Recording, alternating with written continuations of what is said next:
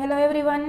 Today we will discuss about different types family and that species के जो सारे gram negative की जो फैमिली होती है, जो सारे ग्राम नेगेटिव स्पीसीज है, जो ग्राम नेगेटिव बैक्टीरिया है, ठीक है, उसके बारे में हम डिस्कस कर रहे थे। और ये जो फोर्थ फैमिली है वो है मिथाइलोकोकेसिया, ठीक है। तो ये मिथाइलोकोकेसिया के जो फर्स्ट ऑफ ऑल उसके जो कैरेक्टर्स है उसके बारे में देखें तो ये रोड्स टाइप के हैं और थोड़े विब्रियोज भी है एंड कोकाई। ये तीनों टाइप के ये ऑर्गेनिज्म होते हैं। कुछ ऐसे रोड शेप में भी मिलते हैं, कोई विब्रियोज में और कोई कोकाई टाइप में, ठीक है। एंड ये जो ऑर्गेनिज्म है वो मीथेन गैस को यूज करता है and sole carbon and energy source under aerobic और माइक्रो एरोफिलिक कंडीशन। ये जो मीथेन गैस यूज करने वाले बैक्टीरिया, ठीक है, कार्बन एंड एनर्जी जो सोर्स करते हैं एरोबिक और माइक्रो एरोफिक कंडीशन में, ये बैक्टीरिया हार्मलेस ऑर्गेनिज्म है। और वो कहाँ पाए जाते हैं, जैसे कि सॉइल, मड, यानी कि हमने बात की थी कि जो काव, बफेलो ऐसे एनिमल्स होते हैं उसके जो मड यानी कि जो गोबर होते हैं वो उसमें मीथेन गैस प्रोड्यूस होता है। तो इसीलिए हम जो बायोगैस प्लांट उसमें ये गोबर का हम यूज़ करते हैं। और जो हमारे जो हम कहें ना कि रसोई में जो गैस प्रोड्यूस होता है उसमें भी जो गैस रसोई में जो गैस का यूज़ भी किया जाता है, तो ये बायोगैस प्लांट की वजह से उस गैस को हम यूज़ कर सकते हैं। तो उसके मड यानी कि जो ये एनिमल्स के मड होते हैं यानी कि गोबर, उसमें ये मीथेन गैस प्रेजेंट होता है। और वाटर एडजेसेंट यानी कि जो पानी का निचला पार्ट हो जहाँ पर मिट्टी, ऐसे कादव, ऐसे जो कई ऐसे हम कहें ना कि जो कचरे ऐसे हो, ठीक है, तो वो वाटर एडजेसेंट है, वहाँ पर ये ऑर्गेनिज्म यानी कि बैक्टीरिया पाए जाते हैं। और ओवरलेइंग द एनारोबिक एनवायरनमेंट्स, ठीक है, वहाँ पर ये पाए जाते हैं। जैसे कि ये मीथेन इज फॉर्म मेनली जो मीथेन गैस प्रोड्यूस करने वाले बैक्टीरिया, ठीक है। तो कोई मेंबर ऐसे है जो इस फैमिली का पार्ट है, ठीक है। तो ये ऐसे मेंबर होते हैं कि जो fix nitrogen under microaerophilic condition, ये जो माइक्रो एरोफिलिक कंडीशन में पाए जाते हैं। तो कोई ऐसे है जो एजोटोबैक्टर की तरह दिखते हैं यानी कि काम करते हैं। तो कोई ऐसी जनेरा है, ठीक है, जो the genera presently include Methylococcus and Methylomonas are all obligate methane oxidiser. ये मीथेन ऑक्सीडाइजर की तरह काम करता है। फॉर एग्जाम्पल बात करें तो ये carbon source such as a glucose can't be used for growth, ठीक है। ये जो कार्बन सोर्स होता है, ठीक है, वो क्या, ये जो ग्लूकोज का उसे ग्रोथ करने के लिए ग्लूकोज का यूज़ नहीं करता। लेकिन हम उसकी जो फैमिली परमिट की बात करें तो including facultative methane oxidiser as well, ठीक है। एंड फिफ्थ फैमिली है एसिटोबैक्टेरिया, ठीक है। वो क्या है, ये ellipsoidal to rod shape cell होते हैं and they oxidise ethanol to acetic acid in neutral और एसिडिक मीडिया। ये क्या होता है, मोस्टली ये एसिडिक मीडिया में पाए जाते हैं, यानी कि उसकी जो पीएच होती है 4.5 से लेकर होती है, ठीक है। तो ये इथेनॉल टू एसिडिक टाइप में भी होते हैं, ठीक है। तो इसे हम न्यूट्रल भी कह सकते हैं और एसिडिक मीडिया भी कह सकते हैं, ठीक है। दो ऐसे जेनेरा है जो एसिटोबैक्टर और ग्लूकोनोबैक्टर हम कह सकते हैं। तो ये दोनों बैक्टीरिया जो बायोकेमिकल उसकी जो कैरेक्टरिस्टिक देखे हमें, तो वो क्या है, वो पेरिक्टिकोस फ्लैजेला, यानी कि एसिटोबैक्टर में ये फ्लैजेला पाए जाते हैं। और जो हम ग्लूकोनोबैक्टर की बात करें तो उसमें पोलर फ्लैजेला होता है। तो ये जनेरा है वो सेप्रोफाइट है, यानी कि मृतजीवी, ठीक है। और ये मोस्टली क्या करता है, शुगर और alcohol enriched and acidic environment such as flowers, fruit, beers, wine, cider vinegar, souring fruit juice, bees and honeys, यानी कि ये सारे एसिडिक मीडिया है। आपको पता हो जो हनी बीज होती है, ठीक है, जो मधुमक्खी की बात करें तो उसके जो बाइट करता है तो हमें बॉडी में रेडनेस आ जाती है। क्यों?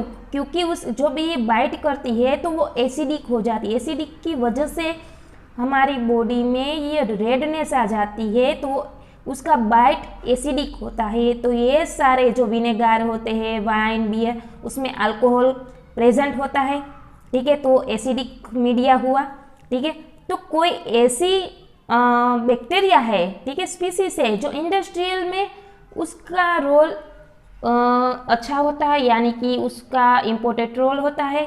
जैसे कि बात करें तो एसिटोबैक्टर की, ठीक है, वो मेन यूज़ होता है विनेगर बनाने के लिए। विनेगर के बारे में आपको पता होगा कि कोई चीज़ को लंबे समय तक अच्छी तरह से रखने के लिए विनेगर उसमें यूज़ किया जाता है। जैसे कि पिकल्स, ऐसे कई सारी चीज़ होती है जिसमें विनेगर का यूज़ होता है। वो क्या होती है, चीज़ को अच्छी तरह से रखती है, यानी कि उसको ख़राब नहीं होने देती, ठीक है। And gluconobacters are involve in manufacture of chemicals. कई ऐसे केमिकल बनाने में ये जो ग्लूकोनोबैक्टर्स है उसका यूज़ किया जाता है, such as a dihydroxy acetone, sorbose and five ketoglutamic acid. ये सारे केमिकल्स बनाने के लिए ग्लूकोनोबैक्टर का यूज़ किया जाता है। सो ये दोनों जो स्पीसीज यानी कि बैक्टीरिया है वो इंडस्ट्रियल इम्पोर्टेंट, यानी कि उस इंडस्ट्रियल जो फैक्ट्री, जो इंडस्ट्रियल टेक्निक हम कहें, ठीक है, जो इंडस्ट्री में बनने वाले प्रोडक्ट में यूज़ किया जाता है, ठीक है। एंड जो एक दूसरी फैमिली है वो है लीजिनेलाशिया, ठीक है। वो उसके जो बैक्टीरिया है, यानी कि जो उसकी स्पीसीज देखे तो वो रेड सेप बैक्टीरिया है, ठीक है। उसके रिक्वायर में ये L-सिस्टीन आयरन सोल्ट उसे चाहिए ग्रोथ करने के लिए, and activated powder charcoal for growth, ठीक है।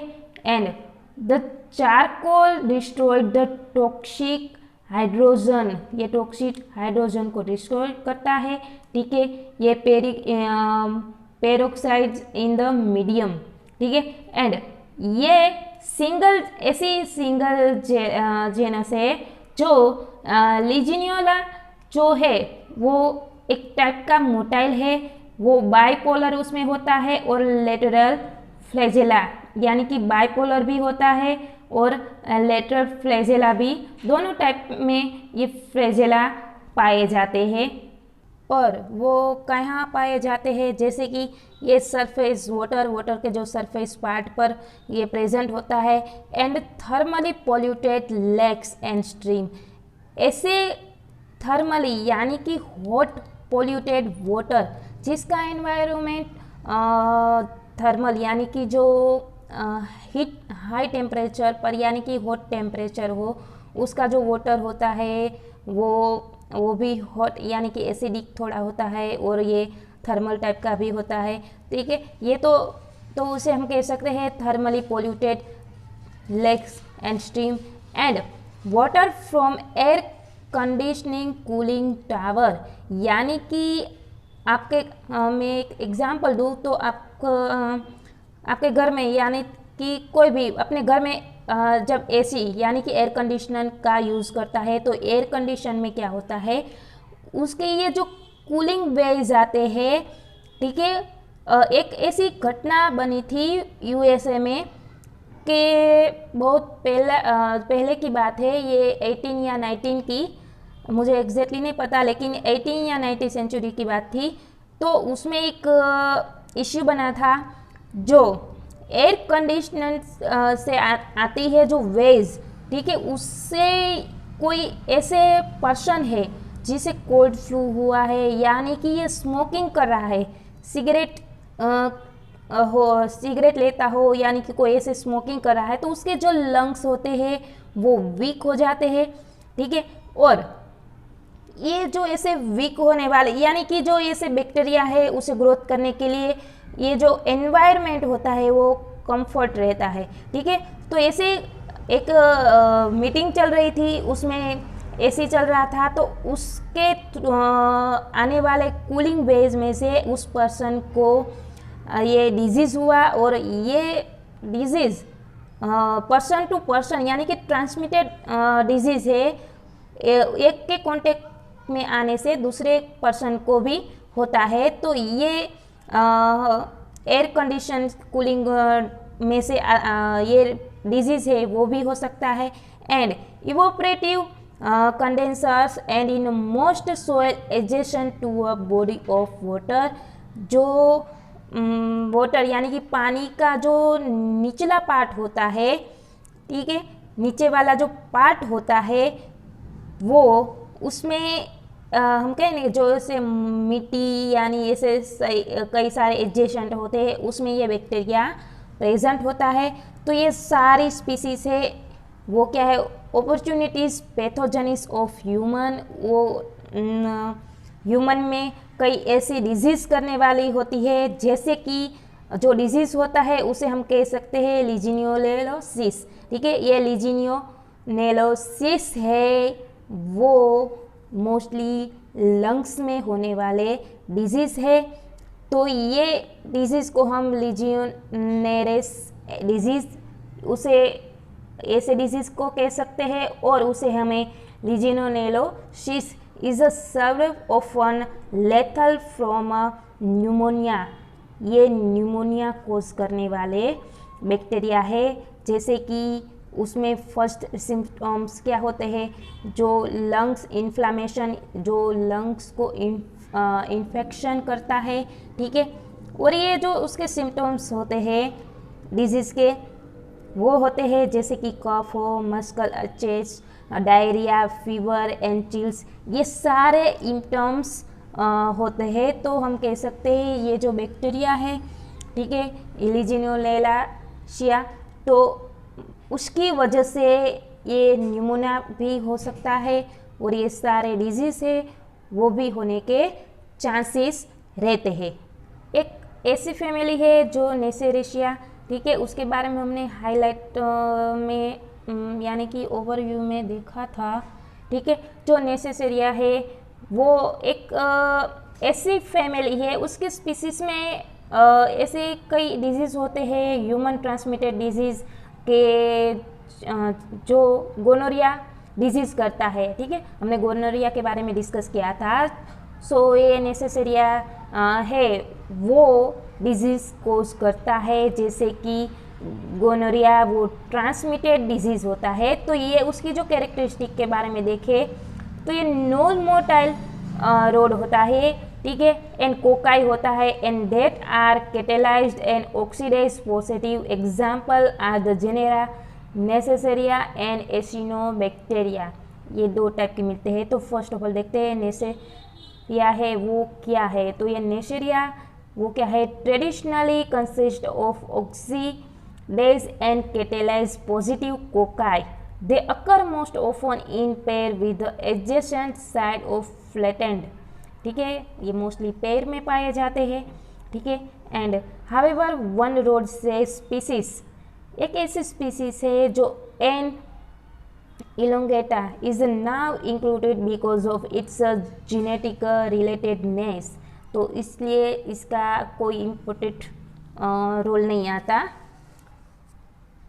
जो दूसरी है वो है नेसेसरियाज आर पैरासाइट, ठीक है, यानी कि परोपजीवी that inhibit the mucous membranes of human and animals, ठीक है। ये पैरासाइट है तो ऑब्वियसली बात है उसे कोई होस्ट चाहिए, तो ये म्यूकस मेम्ब्रेन में रहने वाले बैक्टीरिया जो ह्यूमन एंड एनिमल के जो मेम्ब्रेन होते हैं उसमें रहने वाले ये बैक्टीरिया है।